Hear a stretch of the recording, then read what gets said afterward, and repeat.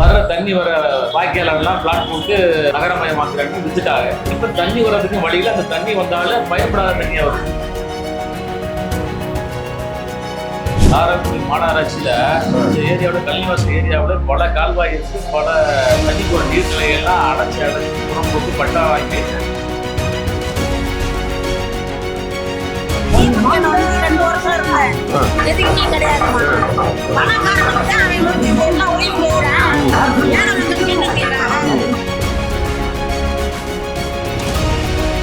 அவங்க வந்து நம்மள போராடுறாங்க, போமா நீ என்னமா பேசுற அப்படிங்கிறாங்க.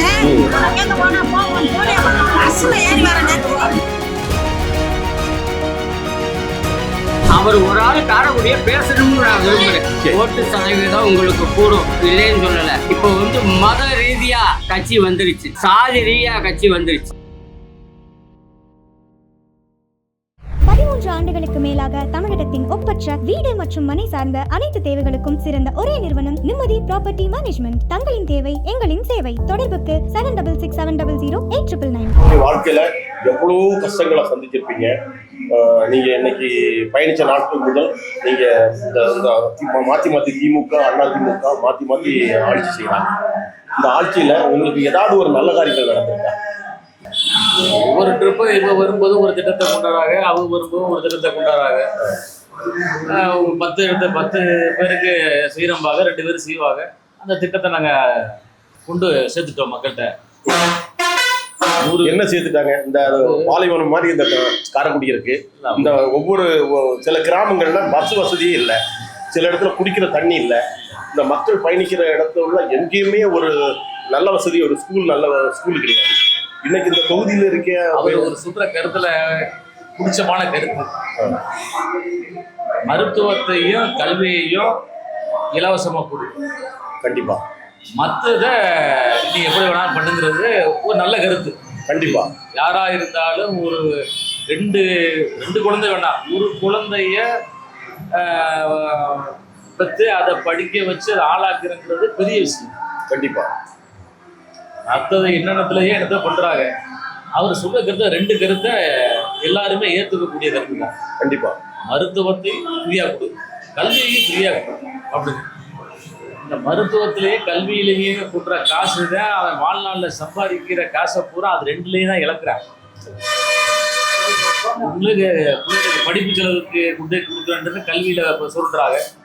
ஏன்னா மருத்துவம் 500 ரூபாயில ஒரு மருத்துவத்தை செஞ்சு முடிக்கலாம்னு டாக்டர் தெரிஞ்சாலும் அது 5000 ரூபாய் 10,000 ரூபாய் கொண்டு இழுத்து விட்டு பல லட்சத்தை கொடுக்குறதுக்கு பண்றாங்க, தெரிஞ்சுக்கிட்டே பண்றாங்க. இது 2 நல்ல கருத்து, ஏற்றுக்கக்கூடிய கருத்து. கண்டிப்பா இப்ப மக்கள் கஷ்டப்பட்டு சேர்க்கிற காசெல்லாம் ஒண்ணு ஒண்ணு கல்வி காசு கொடுக்குறாங்க, இல்லைதான் போகுது. ஆமா, அதை வந்து குறைக்கலாம், ரொம்ப குறைக்கலாம். இல்லைன்னா அதை வந்து கவர்மெண்டே எடுத்து நடந்துக்கிட்டு மற்றதை பண்ணலாம். ஐயா உணவுன்னு விவசாயம் உணவுன்னு ஒண்ணு இருக்கு இல்லையா? இது அன்னைக்கு 15 ரூபா 12 ரூபா ஒரு கிலோ அரிசி இருந்துச்சு. இன்னைக்கு அரிசியெல்லாம் அறுவடை பண்ணி எங்கேயோ வானம் பார்த்த பூமியில கொண்டு தார்பால் போட்டு மூடி வைக்கிறான். ஒரு நிமிஷம், எங்களுக்கெல்லாம் நாங்களாம் விவசாயி தான். இப்போ விவசாயத்துக்கு பண்றதுக்கு வழி இல்லை. ஏன்னா எல்லாமே பிளாட் போட்டு வித்துட்டாங்க. வர்ற தண்ணி வர வாய்க்காலெல்லாம் பிளாட் போட்டு நகரமயமாக்குறாங்க, வித்துட்டாங்க. இப்ப தண்ணி வர்றதுக்கு வழியில அந்த தண்ணி வந்தாலும் பயன்படாத தண்ணியா வருது.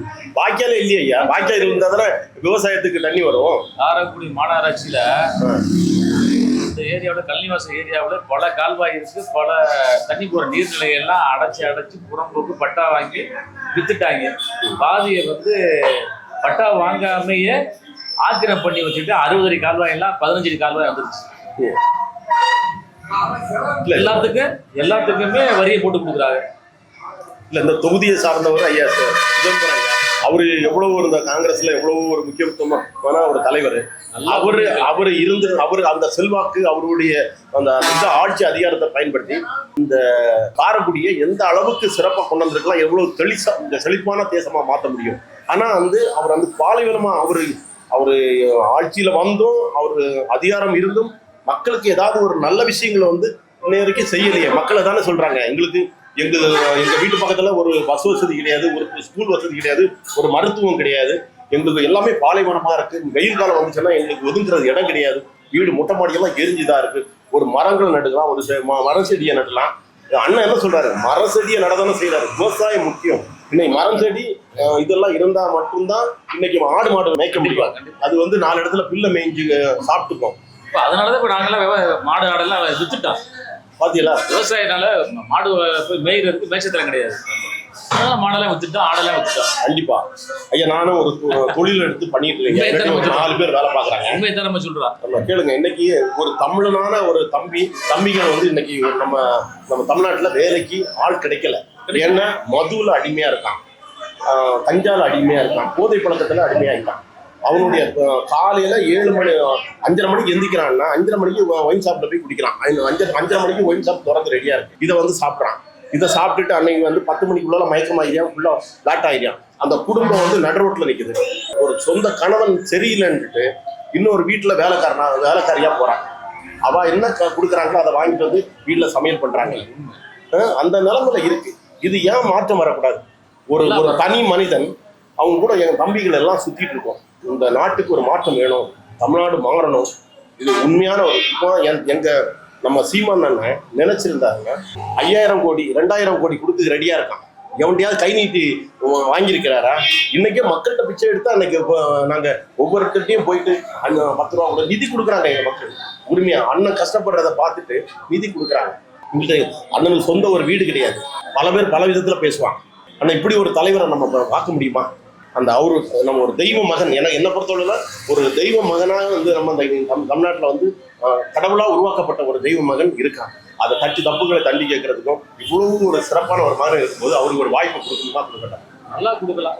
மக்கள் மனசு வைக்கணும். கண்டிப்பா அந்த வாட்டி ஒரு மாற்றம் வரணும்னு ஒரு இந்த விவசாய சின்னத்தை நம்ம ஆதரிச்சு நம்ம மக்களுக்கான ஒரு இனத்துக்கான ஒரு அடையாளத்தை நம்ம காமிக்கலாம். அதனாலதான் குடும்பமே கெட்டு போகுது. குடும்பமே போச்சு. பிள்ளைகளை படிக்க வைக்க முடியல. தாய் தப்பேன் அண்ணன் தம்பி போறேன், அவனாலையும் படிக்க வைக்க முடியல. வேலைக்கு போற இடத்துல வேலை பார்க்க முடியாது வந்துடுறான். வெளிமாநிலத்தை கூட்டியாந்து வேலைக்கு ஒரு வேலை எடுக்கிறாள். வெளிமாநிலத்தை வேலைக்கு ஆள் கிடைக்கனா வெளிமாநிலத்தை ஆளை வச்சு வேலை பார்க்குறாங்க. அப்புறம் இங்கே இருக்கிறாள் எனக்கு வேலை இல்லைன்னு உட்காந்துருக்கு. கண்டிப்பா கேட்டோம்னாக்கா ஒரு கான்ட்ராக்ட் கேட்டோம்னா அப்போ அவன் வந்து 10 மணிக்கு 8 மணிக்கு வர்றேன், 10 மணிக்கு 12 மணிக்கெல்லாம் கையெல்லாம் ஆடுது. கேட்டேன் நான் ஒயின் ஷாப் போனால் தான் சரியாகுங்கிறேன். இவனை வச்சு நான் எப்படி வேலை பார்க்குறது? அதனால வெளிமாநிலத்தில் ஆளக்கூடாதுன்னு அப்படி வேலை பார்க்குறேன். அப்புறம் இங்கே உள்ளூர்காரனை கூப்பிடா வெளியூர் வேலை பார்க்கலான்னு கேட்குறாங்க. என்ன பண்ணுறது?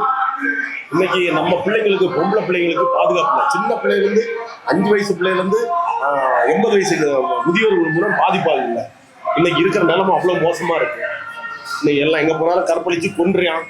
அதாவது கற்பழிச்சு கொல்றவனுக்கு அந்த ஒரு பனிஷ்மெண்ட் உடனே கொடுக்க மாட்டாங்கிறான். கள்ளி ஏறி மதுநீர் எடுக்கிறவன சூட் பண்ணி காலி பண்ண பாக்குறான். இந்த மது அவனுக்கு வந்து கள்ளுபானம் வந்துச்சுன்னா மதுபானம் அழிஞ்சிடும்னுட்டு உறுதியா இருக்காங்க.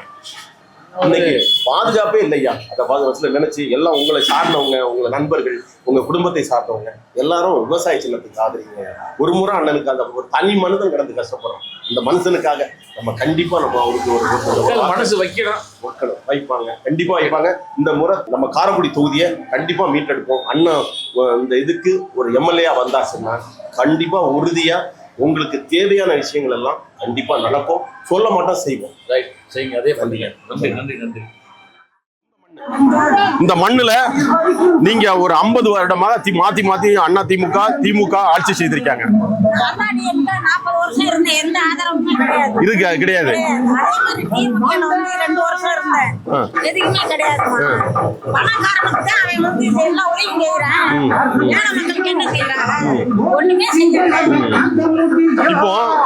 இப்போ சீமான் ஒரு ஆள் வராரு இந்த விவசாய சின்னத்துக்கு. அந்த தங்க மகன் நமக்கு ஒரு கிடைச்ச ஒரு பெரிய வரப்பிரசாதம். தெய்வ மகன்னா கடவுளா கொடுத்த ஒரு மகன். நம்ம இன்னைக்கு அவர்களை வந்து தட்டி கேட்கறது ஒரே தலைவன்னா சீமான் தான். அவர் வந்து பாத்தீங்கன்னா மக்களுக்கான ஒரு மகன், இனத்துக்கவும் மண்ணையை நேசிக்கக்கூடிய ஒரு மகன். 15 வருடமாக அதான் நான் சொல்றேன். சாதி மதம் வேறுபாடு இல்லாம, அதாவது சாதி மதம் வேறுபாடு இல்லாம நம்ம எல்லாம் ஒரே ஜனம் மக்களை வந்து நேசிக்கக்கூடிய ஒரே தலைவன். ஜாதியை ஒழிச்சிட்டாரு, மதத்தை ஒழிச்சிட்டாரு. இன்னைக்கு வந்து பாத்தீங்கன்னா நம்ம ஒரு தமிழ் இனத்துக்காக ஒரு தவறுகளை தட்டி கேட்கறதுக்கு ஒரு தங்க மகன்னா நம்ம செந்தமிழ் சீமான் தான். ஒரு தனி மனிதனை பாத்தீங்கன்னா அவர் எப்படி இருக்காரு பாருங்க. இந்த வயது வரைக்கும் ஒரு 15 வயசு வரைக்கும் கடுமையான உழைப்பை கொடுத்து இந்த மக்களுக்காக ஏதாவது செய்திடலான்னுட்டு அவர் கடுமையா போராடுறாரு. இப்ப என்னன்னா மதிமுக அதிமுகவும் ஒன்றும் செய்யல, திமுகவும் ஒன்றும் செய்யல. உங்களுக்கு தெரியும், திமுக ஆட்சி செய்து திமுகவும் பண்ணல. எல்லாம் வறண்ட பூமியா இருக்கு.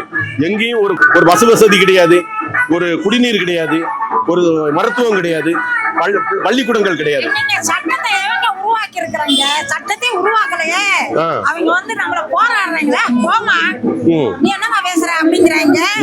கேட்க போனா போவோம் தோழியா பஸ்ல ஏறி வர நேரத்து கரண்டி வாசலுக்கு வந்து வாடி போட்டுருக்கான்னு கேக்குறாங்க. எப்படி கல்யாணம் பஸ் விட்டுருக்கான்னு கேக்குறாங்களே. இங்க இருந்த கவுன்சிலர் என்ன பண்றாங்க? அவன் கேக்குறான் பஸ்காரன். அதான் இன்னைக்கு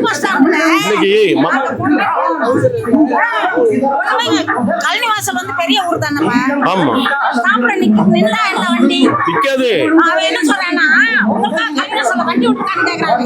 இன்னைக்கு ஆட்சி தலைமை சரி இருந்தா மட்டும்தான் தொண்டன் கரெக்டா இருப்பான். பயணிக்கிறவங்களும் சொன்னா ஒரு முதல்வர் வந்து கரெக்டான முதல்வரா இருக்கணும். கட்சி தலைவிதான் நானா. என்ன இப்ப வந்து நான் வெட்டு விளையிட்டேன். எனக்கு எல்லாமே பேச தெரியும், எல்லாமே செய்ய தெரியும், எனக்கு சட்டமும் தெரியும். கூட வரணும்ல, சட்டம் பேசும்போது நீங்களும் ஏன் அப்படி பேசுறான்னு கேட்கணும் இல்லையா? இன்னைக்கு ஒண்ணு மதுபானத்தை பத்தி என்ன நினைக்கிறீங்க? இன்னைக்கு பாத்தீங்கன்னா திமுகலயே மதுபான இது அதிமுக மதுபான சாலை வச்சிருக்காங்க. இப்ப பாத்தீங்கன்னா இன்னைக்கு பாதி பேர் இன்னைக்கு தாலி இல்லாம அலைக்கிறாங்க. இன்னைக்கு எல்லாம் குடிச்சு பாதி பேர் செத்து போயிட்டான். வேலைக்கு ஆட்கள் கிடையாது. அண்ணன் முத இந்த மதுபானங்களை அடிச்சு உடைப்பது உறுதியா தான். முதல் மதுபானங்களை அடிச்சு உடைக்கிற வேலை தான் மொத்த வேலை. இந்த இனத்துக்கான வேலையை வந்து அண்ணன் வந்துட்டாருன்னா இந்த மக்களுக்கு 100% நல்லதுதான் செய்வாங்க. ஏன்னா இந்த மண்ணுக்கானவன் அவன் பாத்தீங்கன்னா என்னை நினைச்சிருந்தா இந்த ஆட்சியில எல்லாரும் 2000 கோடி 100 கோடி 200 கோடின்னு கொடுக்குறேன்றான். ஆனா எனக்கு இதெல்லாம் தேவை கிடையாது. மக்கள் தான் வேணும். எப்படியாவது இந்த நாட்டை வென்றணும், இந்த மக்களுக்கு மருத்துவம் கல்வி எல்லாத்தையும் இலவசமா கொடுக்கணும் அப்படின்னு சொல்லிட்டு பாத்தீங்கன்னா இன்னைக்கு ஒரே ஒரு தலைவன் செஞ்சா போதும். அவரு கண்டிப்பா உறுதியா வரும். முதல்ல வரும்போது இப்படி பேசுறாங்கடா, போய் பதவியில உட்கார்ந்துக்கணும், அவளை யாரு கண்டதுன்னு போய் பேசுறாங்க. அம்மா இன்னைக்கு எத்தனையோ கட்சி பேரம் பேசுது. உங்க மகன் சீமா கை நீட்டி வாங்கிட்டு அவரை குடும்பத்தை பாக்கலாம்ல, ஏன் பாக்கல? நம்ம இனத்துக்காக இந்த நாட்டை விட்டு கூட கூடாது. நம்ம நாட்டை எப்படியாவது வென்றணும், இந்த மக்களுக்காக நல்லது செய்யணும். இன்னைக்கு படிச்ச பேர் எத்தனை பேர் வேலை இல்லாம இருக்கான், எத்தனை பேர் தாலி இல்லாம இருக்கான். இந்த எல்லாத்தையும் ஒழிக்கணும். அவன் வந்து ஆட்சி வரும் முன்னாடி அதை செய்யறான் இதை செய்யறேன்னு, ஆட்சி வந்த பிறகு எதுவுமே செய்ய மாட்டான்.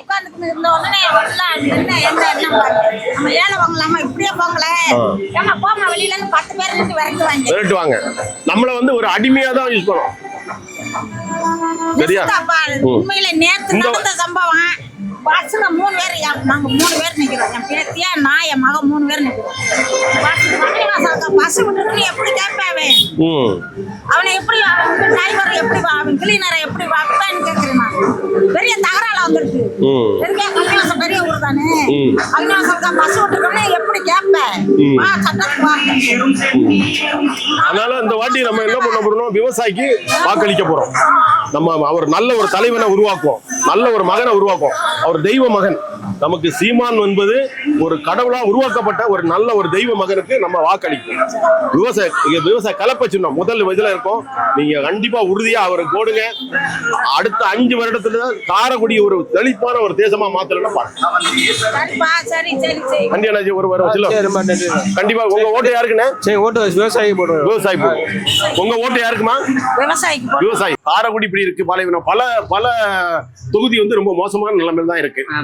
சீமான ஒரு வாட்டி ஆதரிக்கலாம்ல, விவசாய சின்னத்துக்கு ஒரு வாட்டி ஓட்டு. நான் ரெடியா இருக்கேன். ரெடியா இருக்கிறீங்க? ஆமா, சீமானுக்கு போடணும். காரைக்குடியை பத்தி 30 வருஷமா எவனும் சட்டசபையில பேசல.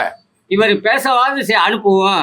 ஆனா இவர் போய் ஒரு ஆளா இருந்து ஒரு திட்டத்தை இங்க கொண்டு வர முடியாது. சரி, கண்டிப்பா போய் காரைக்குடியை பேசணும் அப்படின்னு நான் விரும்புறேன். ஐயா, இவரை வந்து பிரதமர் ஆக்கினாலே இவர் அந்த அளவுக்கு ஒரு பெரிய தன்மையான மனிதர். அந்த தகுதி இருக்கக்கூடிய மனிதர் சொல்லல, நடைமுறைக்கு சாத்தியப்படும். நடைமுறைக்கு ஆகும். நடைமுறைக்கு மக்கள் ஆக்கணும். நீங்க நான் மக்கள் நினைச்சா மட்டும்தான் அவரை உருவாக்க முடியும். இந்த மாதிரி ஒரு நல்ல தலைவரை நம்ம வந்து எதிர்பார்க்க கிடைக்கவே மாட்டான். இந்த மாதிரி ஒரு தலைவர் உருவாக்கவே மாட்டான். இந்த மண்ணை நீங்க கண்டிப்பா வாக்கு வந்து விவசாயி போட போறீங்க. விவசாயம் அது ஒரு பக்கம். நான் விவசாய வீட்டு பிள்ளை தான், ஆபீஸ் வீட்டு பிள்ளை இல்ல. போடுறேன்னு நான் இல்லைன்னு சொல்றேன்ல. என்னைய நம்பி 4 ஓட்டு இருக்கு, அதையும் போட்டுவேன். ஓட்டு சதவீதம் உங்களுக்கு கூடும், இல்லைன்னு சொல்லல. இப்போ வந்து மத ரீதியா கட்சி வந்துருச்சு, ஆ. சாதி ரீதியா கட்சி வந்துருச்சு. அதான் அடிச்சு உடைக்கணும். உடைக்கிறது அவ்வளவு சாமானிய அதெல்லாம் நீங்களா இன்னைக்கு ஐயா இன்னைக்கு ஜாதியை கடந்து மதத்தை கடந்து இன்னைக்கு அண்ணன் கொண்டு வந்துட்டாரு ஐயா. இன்னைக்கு வந்து பாத்தீங்கன்னா இனத்துக்கான ஒரு மகன் ஐயா, இந்த மண்ணுக்கான ஒரு மகன் ஐயா. நான் இல்லைன்னு சொல்லலையே. ஆமா, இன்னைக்கு அந்த மகன் எந்த மூலையில போனாலும் இந்த மகனுடைய வேறு அவங்க கொட்டிட்டு வர்றாரு. நீங்க ரொம்ப உழைக்கணும். 99 பேர் ஐயா ரொம்ப இல்ல, அந்த மகன் மீடியால பாக்குறீங்களா இல்லையா? அந்த மகனுடைய உழைப்ப பாக்குறீங்களா? இல்லைன்னு சொல்லல, 90 பேர் அம்மனக்குடியா தெரியுறேன். நீங்க 10 பேர் தான் கோமணம் கட்டி இருக்கீங்க. 90 பேரை நீங்க எப்ப திருத்த? அவன் திருந்த மாட்டான். நம்ம அண்ணன் வந்தா மட்டும் தான் திருத்துவாரு. கண்டிப்பா உங்க வாக்கு விவசாய வாக்கு. நன்றி. உங்கள்ட்ட உங்க வீட்டுல 4 வாக்கு இருக்கு. 4 வாக்கு இருக்கு. 4 நான் போட சொல்லுவேன், போடுவாங்க. கண்டிப்பா. நன்றி. ஆனா காரைக்குடியில போய் அவர் ஜெயிக்கிறாரோ தோக்குறாரோ அது வேற விஷயம். அவர் ஒரு ஆள் காரைக்குடிய பேசணும்னு நான் விரும்புறேன். கண்டிப்பா. 30 வருஷமா எவனுமே பேசலையே ஐயா. அவர் காரைக்குடியில வெளில போறாரு, மண்ணுக்கான சொந்த தேவையான விஷயங்கள் எல்லாம் செய்து கொடுக்க போறாரு. ரொம்ப நன்றி. நன்றி.